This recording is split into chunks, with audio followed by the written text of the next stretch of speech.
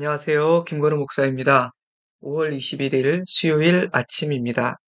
금주의 리딩 지저스 본문은 시편 37편에서 72편, 36편의 시인데요. 오늘은 그중 시편 37편을 묵상하고자 합니다. 37편은 다윗의 시입니다. 하지만 이 시를 쓴 시기나 배경에 대한 설명은 없습니다. 다만 히브리 알파벳 22글자 모두를 사용해서 쓰여진 답관체 형식의 시라는 사실과 교훈적인 내용을 담고 있다는 사실에 비추어 교육과 암송을 목적으로 하는 교훈시로 분류됩니다. 이 시는 불의하고 부조리한 이 땅의 삶 가운데에서 믿음을 지키며 힘겹게 살고 있는 의로운 사람들에게 주시는 하나님의 격려이자 권면입니다. 37편은 악인으로 인해 불평하거나 그들의 형통을 시기하지 말라는 권면으로 시작됩니다. 1절, 악을 행하는 자들 때문에 불평하지 말며 불의를 행하는 자들을 시기하지 말지어다. 이 명령은 7절과 8절에서 두 번 더 반복됩니다. 여호와 앞에서 잠잠하고 참고 기다리라. 자기 길이 형통하며 악한 꾀를 이루는 자 때문에 불평하지 말지어다. 분을 그치고 노를 버리며 불평하지 말라. 오히려 악을 만들 뿐이라.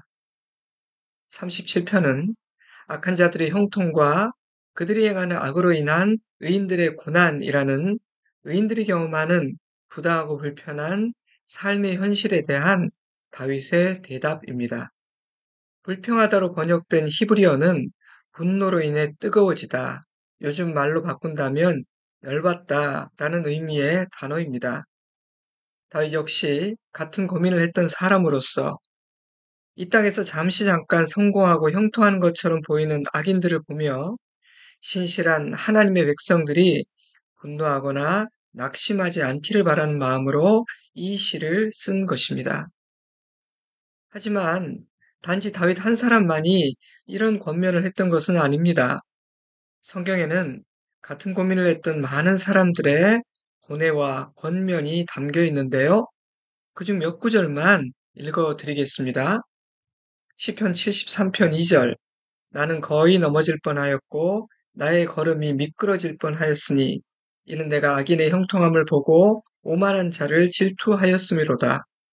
그들은 죽을 때에도 고통이 없고 그 힘이 강건하며 사람들이 당하는 고난이 그들에게는 없고 사람들이 당하는 재앙도 그들에게는 없나니.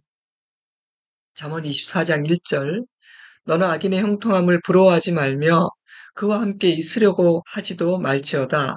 너는 행악자들로 말미암아 품을 품지 말며 악인의 형통함을 부러워하지 말라. 전도서 8장 11절, 악한 일에 관한 징벌이 속히 실행되지 아니하므로 인생들이 악을 행하는 때에 마음이 담대하도다.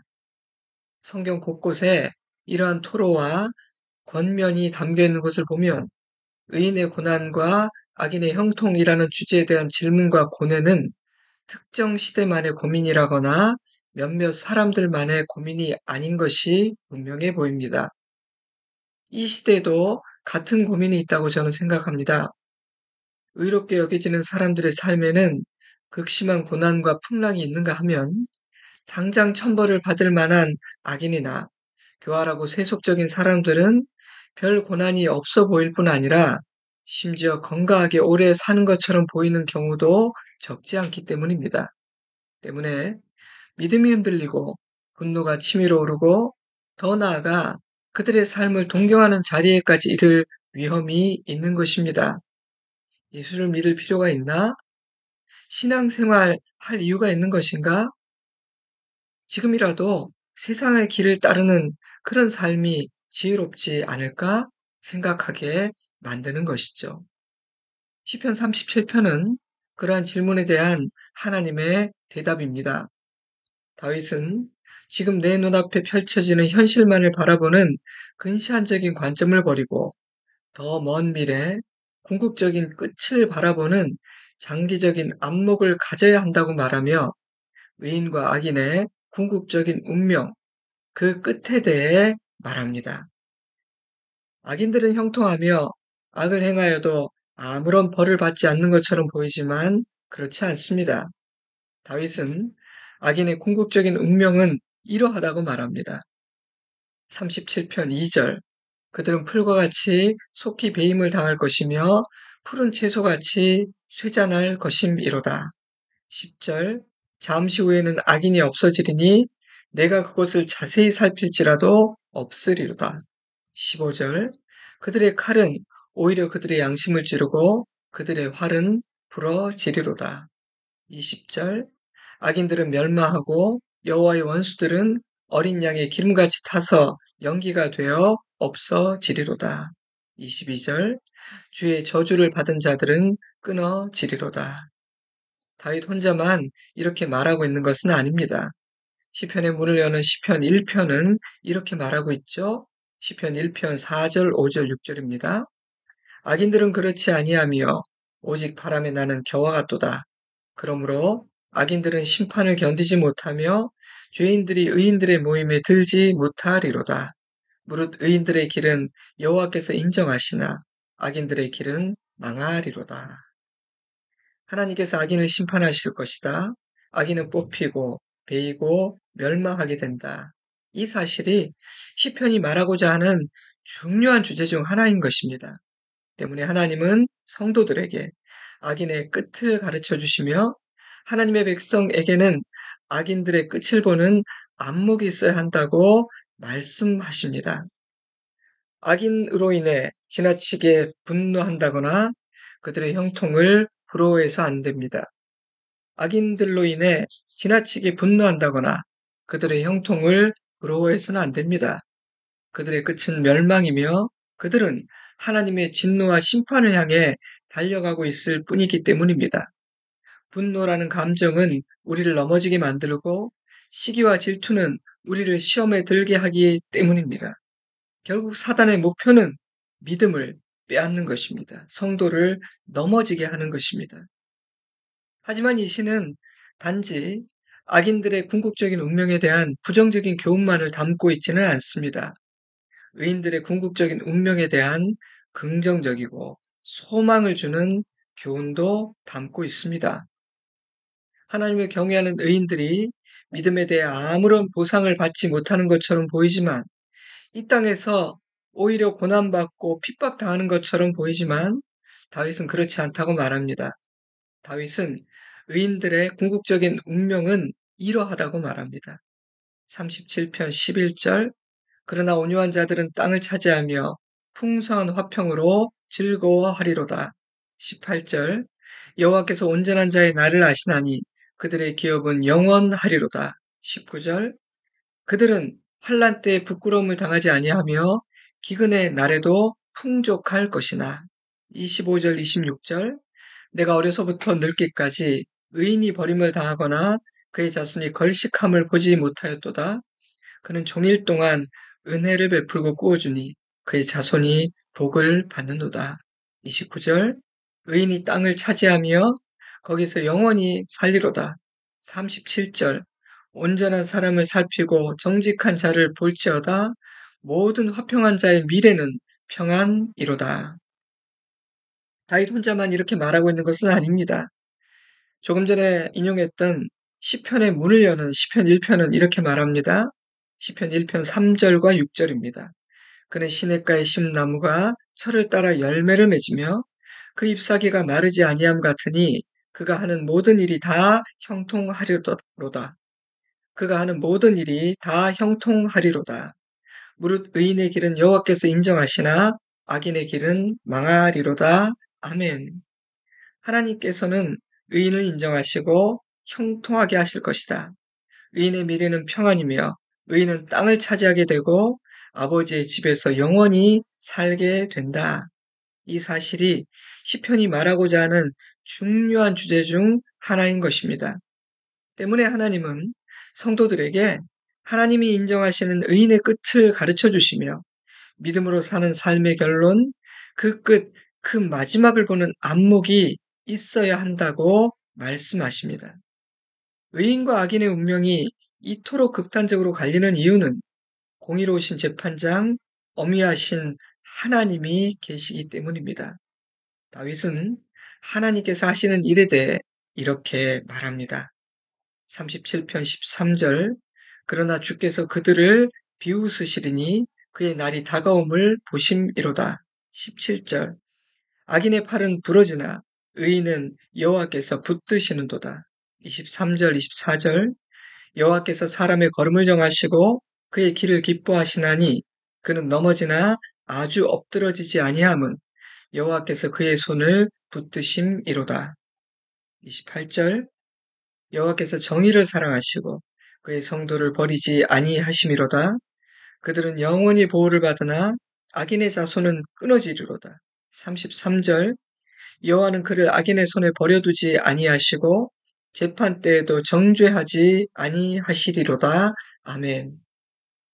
의인의 믿음과 경건은 아무런 의미가 없어 보이고 악인의 악함은 아무런 처벌 없이 넘어갈 것처럼 보이지만 절대 그렇지 않다는 것입니다. 왜입니까? 공의로우신 재판장 우리 하나님이 계시기 때문입니다. 이러한 사실들에 근거하여 다윗은 성도가 가져야 할 태도, 성도가 해야 할 일들을 가르쳐주고 있습니다. 먼저 3절에서 8절까지 읽어드리겠습니다. 여호와를 의뢰하고 선을 행하라. 땅에 머무는 동안 그의 성실을 먹을거리로 삼을지어다. 또 여호와를 기뻐하라. 그가 내 마음의 소원을 내게 이루어 주시리로다. 내 길을 여호와께 맡기라. 그를 의지하면 그가 이루시고 내 의를 빛같이 나타내시며 내 공의를 정오의 빛같이 하시리로다. 여호와 앞에 잠잠하고 참고 기다리라. 자기 길이 형통하며 악한 꾀를 이루는 자 때문에 불평하지 말지어다. 분을 그치고 노를 버리며 불평하지 말라. 오히려 악을 만들 뿐이라. 27절과 34절도 읽어드리겠습니다. 악에서 떠나 선을 행하라. 그리하면 영원히 살리니 여호와를 바라고 그의 도를 지키라. 그리하면 내가 땅을 차지하게 하실 것이라. 악인이 끊어질 때 내가 똑똑히 보리로다. 아멘. 다윗은 이렇게 권면하고 있습니다. 여호와를 기뻐하라. 너의 길을 여호와께 맡기고 여호와를 의지하라. 입을 닫고 잠잠하라. 참고 기다리라. 불평하지 말고 분노하지 말라. 열심히 선을 행하라. 여호와의 도를 힘써 지키라. 하나님을 믿고 모든 것을 맡기라는 뜻입니다. 선으로 악을 이기라는 명령입니다. 그때 하나님께서 우리의 소원을 이루어 주시고 우리가 행한 의로움을 정오의 빛처럼 빛나게 하실 것이며 땅을 차지하게 될 것이고 그 땅에서 영원히 살게 하실 것이라고 하나님은 약속하십니다. 제가 더 길게 설명할 필요는 없을 것 같습니다. 이 구절들을 다시 읽어보시면 될 것 같아요. 이 시는 이렇게 마무리됩니다. 39절, 40절 의인들의 구원은 여호와로부터 오나니 그는 환난 때 그들의 요새시로다. 여호와께서 그들을 도와 건지시되 악인들에게서 건져 구원하심은 그를 의지한 까닭이로다. 아멘. 우리의 구원은 하나님으로부터 온다. 하나님은 의인들이 환난 당할 때 든든한 요새가 되어 주신다. 악인들의 손에서 자기 백성들을 구원해 내신다. 이것이 결론적인 시인의 확신입니다. 근데 저에게는 그를 의지한 까닭이라 이 문장이 마음에 굉장히 강하게 와 닿았습니다. 세번역과 현대인의 성경은 이렇게 번역했어요. 그들이 주님을 피난처로 삼았기에 그들을 악한 자들에게서 건져내셔서 구원하여 주신다. 여호와께서 그들을 도와 악인에게서 건져주심은 그들이 여호와를 신뢰하기 때문이다. NIV, NASB, ESV 영어 성경들은 이렇게 번역했습니다. Because they take refuge in Him. 핵심은 그 은혜를 누릴 수 있는 비결은 이 약속이 나의 것이 될 수 있는 비결은 여호와 하나님을 의지하고 환난 날에 나의 피난처로 삼는 것입니다. 그를 의지한 까닭이라. 시편 37편은 그렇게 하는 자들에게 주시는 약속이며 격려이며 위로이자 도전입니다. 미국의 28대 대통령 우드로 윌슨은 궁극적으로 실패할 일에서 일시적인 성공을 맛보기보다는 궁극적으로 성공할 일에서 일시적인 패배를 맛보는 것이 낫다라고 말했습니다. 다윗은 악인과 의인의 삶을 대조하며 악인의 삶의 허무함과 의인의 삶의 영원함을 말하고 있습니다. 그 사실을 믿고 하나님을 의지함으로 이 땅의 고단한 삶과 고난들을 견뎌내라고 권면합니다. 악인들의 형통을 부러워하지 말고 그로 인해 분노하지 말라고 권면합니다. 그들의 끝은 멸망이기 때문입니다. 그러나 의인들의 끝은 구원이며 천국이기 때문입니다. 이 시대를 살아가는 우리에게 필요한 권면이라는 생각이 들었습니다. 긴 안목이 필요한 시대입니다. 출발도 중요하고 과정도 중요하지만 가장 중요한 것은 마지막임을 되새겨야 할 때입니다. 불의한 자들이 잠시 성공하는 것을 보며 그 길이 지혜롭다 여기고 그 길을 따라 걸어서는 안 됩니다. 그들을 부러워하며 믿음을 포기해서는 안 됩니다. 길게 보아야 합니다. 여호와를 의지하는 자들이 결국에는 승리하기 때문입니다. 악인의 끝은 심판이며 멸망이기 때문입니다. 이 시대를 사는 우리에게 주시는 귀한 약속입니다. 확신에 찬 간증이며 찬양입니다. 격려이고 위로입니다. 이번 한 주간 동안 반복해서 읽으며 저희 마음에 잘 새기기를 기도했습니다. 여러분도 그리하시기 바랍니다. 이제 잠시 기도하겠습니다. 저는 주일에 뵙겠습니다. 샬롬.